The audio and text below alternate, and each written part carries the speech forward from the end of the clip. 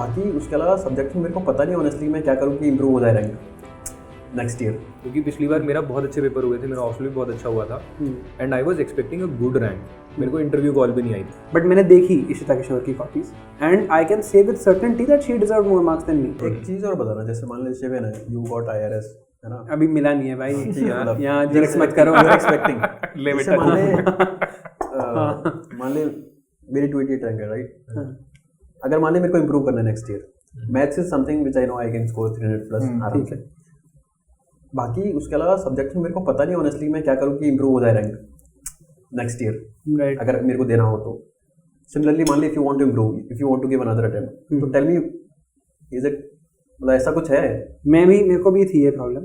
फिर मैंने रैंक 1 की कॉपी देखी खोल के, और आपको पता चल जाएगा। जो लोग कहते हैं ना कि सब्जेक्टिविटी होगी, मैं मानता हूँ है सब्जेक्टिविटी, बिल्कुल भाई, हर इवैल्यूएटर सेम कैसे दे सकता है। बट मैंने देखी इशिता किशोर की copies and I can say with certainty that she deserve more marks than me, at least जहाँ उसके आए हैं ज़्यादा। जैसे GS3 में हमारे 6 नंबर का फर्क है, तो मैंने उनकी कॉपीज देखी, बहुत ज्यादा फर्क नहीं है। GS2 में 10 नंबर का फर्क है, बट GS1 में 30 नंबर का फर्क है। 121 है उनके। हाँ, जब GS1 में आई थिंक 121 है, मेरे 130 है। हाँ, तो मेरे 103 है, 20 नंबर का फर्क हो गया। तो मुझे दिख रहा है वो 20 नंबर का फर्क, and I think that is a very good way to, मतलब मेरे तो अटेम्प्ट भी हो गया, मैंने उसके बाद भी उनकी कॉपी खोल के देखी है, क्योंकि भाई पेपर मेरे ठीक हुए थे। मेरे को वो चीज़ हजम नहीं होती है। अब जैसे उनके शायद GS3 में 88 है, मेरी भी 88 है। मेरे को ये चीज़ हजम नहीं होती है कि भाई जिसमें आपने अपना पूरा एफर्ट डाला है, मैंने अपने लिए टारगेट रखा था, जैसे तू भी पूछ रहा ना क्या करा जा सकता है, तो ये क्वेश्चन मेरे को पिछली बार भी था, क्योंकि पिछली बार मेरा बहुत अच्छे पेपर हुए थे, मेरा ऑप्शनल भी बहुत अच्छा हुआ था and I was expecting a good rank. मेरे को इंटरव्यू कॉल भी नहीं आई थी। तो वो एक बहुत लो पीरियड था मेरे लिए, क्योंकि मेरे को यार डायरेक्शन नहीं दिख रही थी कि इंप्रूव कहाँ करूँ मैं, करना कहाँ था एग्जैक्टली। अगर आपको डायरेक्शन दिख जाए तो फिर तो दिक्कत क्या, मेहनत ही करनी है बस, कि भाई इस रास्ते पे आपने चलना है। तो इस बारी प्रीलिम्स मेरा भगवान की कृपा से सही हो गया था। मेरे को पहली बार पता चल रहा था कि भाई तेरा क्लियर हो रहा है, ठीक है। फॉरेस्ट की कट ऑफ भी क्लियर हुई थी। तो मैं सेम डे जब जैसे ही मैंने नंबर लगाए, मैं थोड़ा शांति में बैठा, मैं कहा यार करना क्या है, क्योंकि कल से अब मेहनत करनी शुरू करनी है, अब स्पेक्यूलेशन नहीं है। This is the first time this is happening in your life. तो मैंने एक अपने लिए टारगेट सेट करा था कि भाई आई विल बाय 50 पेन्स, जिससे मैं अपना मेंस लिखता हूँ, और मैंने इतने आंसर लिखने हैं कि ये 50 पेन खत्म करने हैं अगले 90 दिन में, including tests, including daily answer writing, कुछ शॉर्ट नोट्स भी बनाने हो, लेकिन ये सब कुछ आपके राइटिंग में यूज होना चाहिए। मेरे हो गए, मेरे को 2 पेन भी लाने पड़े। तो मेरे को इसीलिए वो डिफरेंस देखना था कि यार मैंने मेहनत भी करी है, अपना दिमाग भी लगाया है, मेरे को फीडबैक भी अच्छा मिल रहा था। मेरे GS2 में 116 है, उनके 130 है। भाई 15 नंबर नहीं मैं अभी भी इंक्रीज कर सकता। 15 is a big thing. GS के पेपर में, ऑप्शनल एसे में तो हो जाते हैं।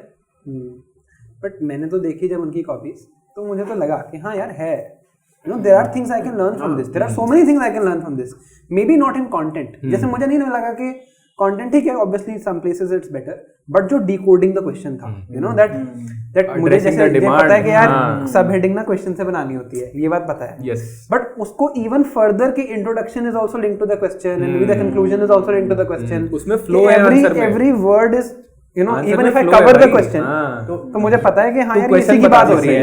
एक आइडिया देता हूँ, जैसे अभी क्या होता है कि मार्केट में टॉपर्स की कॉपीज आ जाती है। टॉपर्स की कॉपीज से जैसे ये जो कंक्लूजन तुमने ड्रॉ किया, not everyone can do that, right?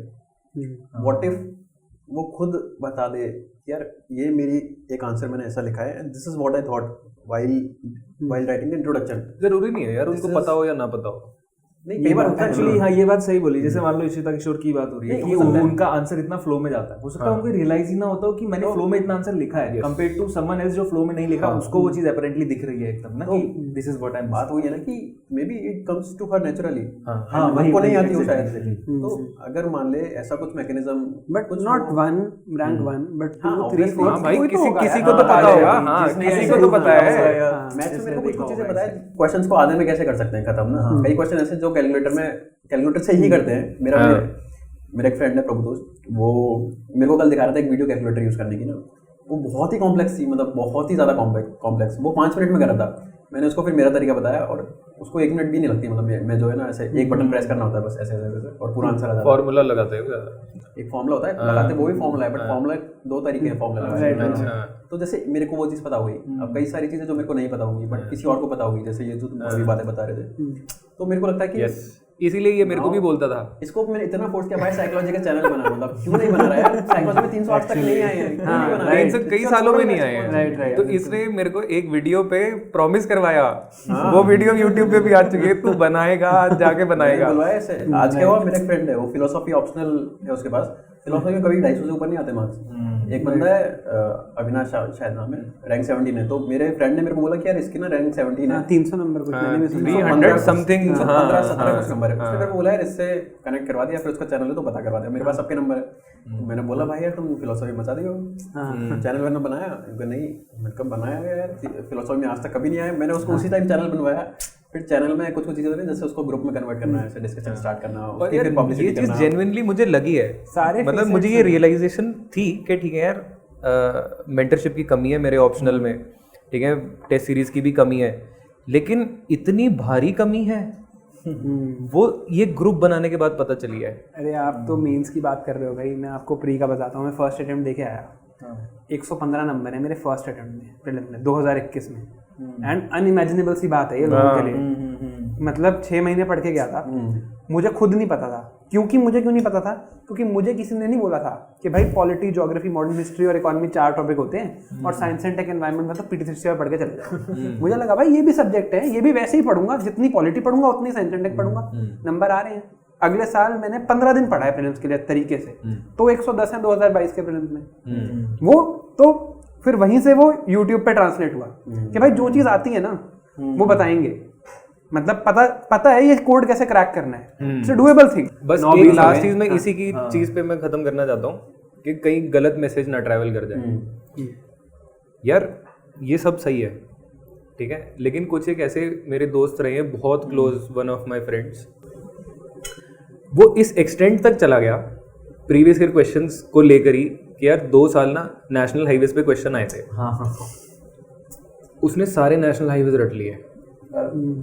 मतलब आई वाज शॉक। हाँ, तो ये वीडियो सब देखेंगे, इसलिए मेरे को ये बताना बहुत जरूरी लगा।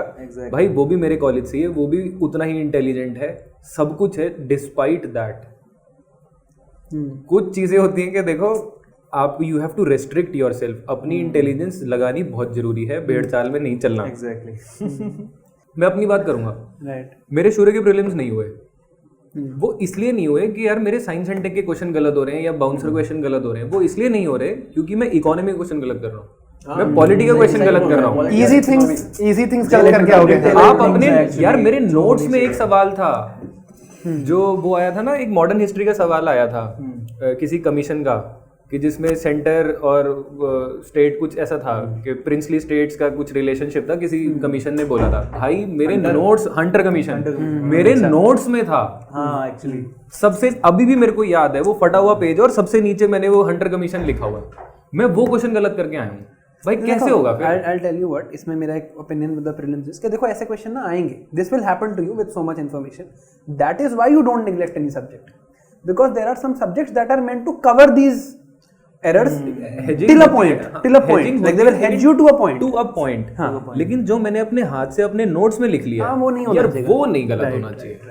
जो स्टैंडर्ड किताब में है, अगर तुम लक्ष्मीकांत पढ़ के जा रहे हो और पार्लियामेंट का क्वेश्चन गलत कर रहे हो, देन मेरे को लगता है कि यार फिर आपकी रिवीजन उस लेवल पर नहीं है। मैं हूं doctor Khan, founder and director of KSG। मेरे बारे में जानने के बाद और मेरी कहानी सुनने के बाद जोश टॉक ने मुझे अप्रोच किया और उसके बैकड्रॉप में आज एक मैं बहुत बड़ा अनाउंसमेंट करने वाला हूं आपके लिए। जोश टॉक ये मानते हैं कि उनके परिवार में बहुत सारे प्रतिभावान व्यक्ति हैं, बहुत सारे टैलेंटेड लोग हैं और उनके पास देश में कुछ करने की बहुत बड़ी इच्छा शक्ति है, बट किसी वजह से, फाइनेंशियल कारणों से या कोई और ऐसी दिक्कत की वजह से, जिसकी वजह से वो उस गुणवत्ता के ट्रेनिंग और सपोर्ट को प्राप्त नहीं कर पाते हैं जो कि उन्हें उन सफलता के मुकाम तक ले जाएगी जहाँ पर वो देश की सेवा कर सकें। मैं मानता हूं कि देश के हर युवा में एक प्रतिभा है। जोश के माध्यम से आज मैं ये एक बड़ी अनाउंसमेंट करना चाहता हूं कि फाइनेंशियल इशू की वजह से अगर कोई स्टूडेंट अपनी प्रतिभा का प्रयोग नहीं कर पा रहा है तो वो दिक्कत आज के बाद नहीं रहेगी। आज आपको मैं जोश के माध्यम से ये बताना चाहता हूँ कि एक मैं बहुत बड़ी स्कॉलरशिप देना चाहता हूँ और ये इंश्योर करूँगा कि अगर देश में कोई टैलेंटेड व्यक्ति है जो कि पढ़ना चाहता है, कोर्स करना चाहता है और सिविल सेवा में जाना चाहता है, उसको फाइनेंशियल इशू की वजह से रुकना नहीं पड़ेगा। और ये एक ऐसा मुकाम है, एक ऐसा अवसर है देश का, जब हम देश में गुजर रहे हैं अमृत काल से, we can always contribute to this beautiful India through this services.